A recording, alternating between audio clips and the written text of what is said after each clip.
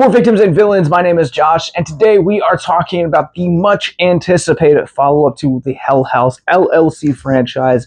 This is Stephen Cognetti's 825 Forest Road.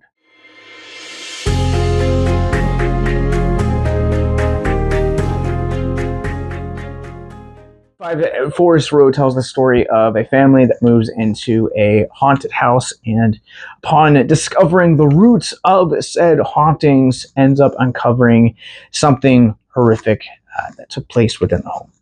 It's worth mentioning that this is Stephen Cognetti's first ever follow-up and departure from the Hell House movies. Up to now in his career, they have been primarily the only films that he has done in long formats. And I gotta say, this one is, while it is a departure from that franchise, a lot of those things and a lot of those roots still exist here. There is a lot of familiarity here without the Hell House kind of setting for Cognetti. Not only is it exploring, a haunted property, but also at the same time, this is another entry into the found footage subgenre. And to say all of that to say that it's not a bad thing. If something is working for you and you don't need to necessarily fix it, then stick with what you know, and Cognetti does that, and it works wonders out of here. To say that this is probably one of the strongest films that he has directed yet would be a massive understatement. This movie comes neck and neck in terms of quality with Carlisle Manor. For me, oftentimes when it comes to the found footage genre, one of the things that I want and I think makes that found footage aspect feels a little bit more authentic is to have some of that bad to kind of passable acting.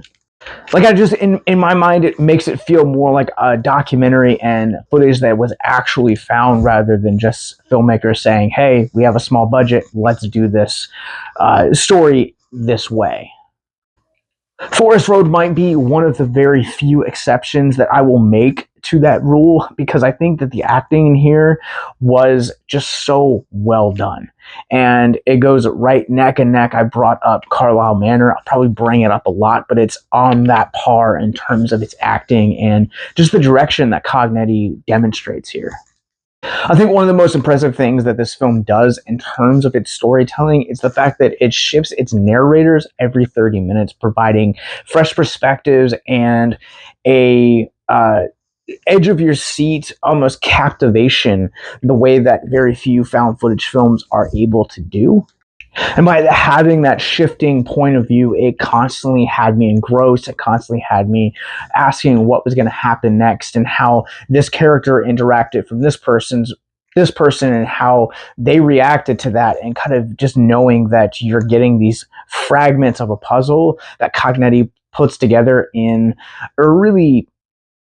Well, let's talk about the climax.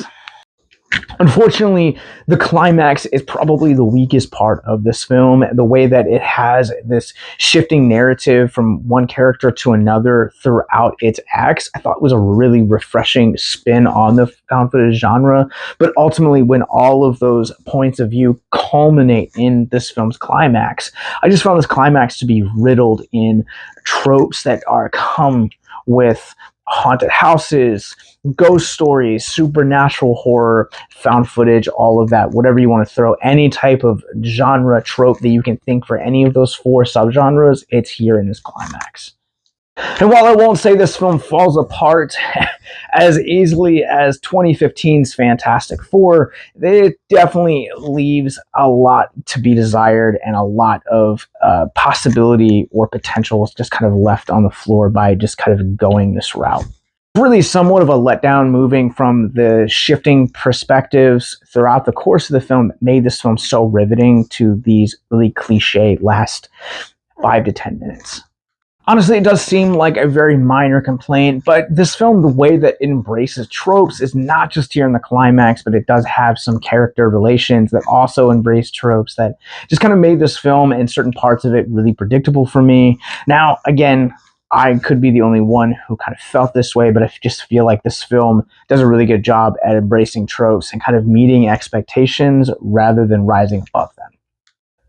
Overall, I found this movie just kind of paced really well. I loved the shifting perspective every 25 to 30 minutes. I thought that it added this really compelling layer on top of this, not only this haunted ghost story, this troubled town, this troubled family relationship and dynamic, but just how much this film kind of really embraces these really heavy thematic topics like grief and, how that affects family members, as well as kind of throwing in the grief of this ghost story kind of running parallel. I thought was just a really compelling aspect.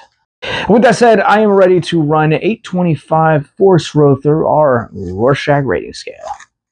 I'm going to go ahead and give 825 Forest Road a 3.5 out of 5.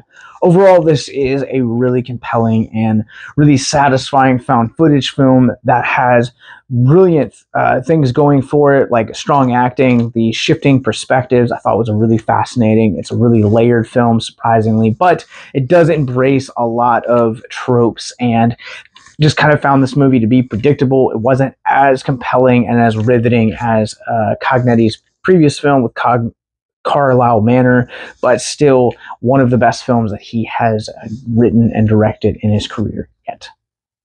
825 Forest Road arrives exclusively on Shudder and AMC Plus beginning this Tuesday, April 1st. Comment below and let me know if you guys are excited to see Cognetti's first venture outside of the Hell House adventures. But until next time, remember to keep it classy, keep it spooky.